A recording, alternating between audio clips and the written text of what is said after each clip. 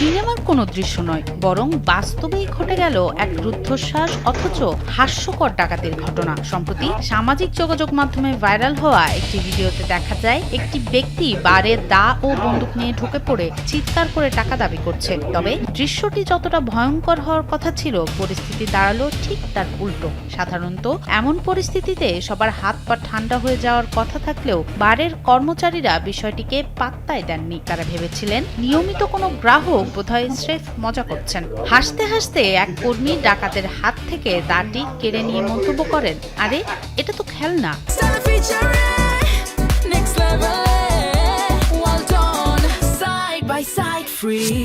অবস্থা বেগতিক দেখে ডাকাত আরো মরিয়া হয়ে ওঠে। নিজেকে গুরুত্বপূর্ণ প্রমাণ করতে ডাকাতটি বন্দুক দিয়ে কাউন্টারে আঘাত করে এবং একজনের গলায় দা ধরে ভয় দেখানোর চেষ্টা করে। কিন্তু তাতেও দমে না গিয়ে অন্য এক কর্মী রসিকতা করে জানতে চান, পুলিশ ডাকবো নাকি? শেষ পর্যন্ত চরম বিভ্রান্ত ও হতাশ হয়ে কোনো টাকা ছাড়াই খালি হাতে বার থেকে বিদায় নেন ওই ব্যক্তি। পরে পুলিশ তাকে অন্য একটি ঘটনায় আটক করলে কর্মীরা বুঝতে পারেন তারা আসলে সত্যিকারের বিপদের মুখে ছিলেন।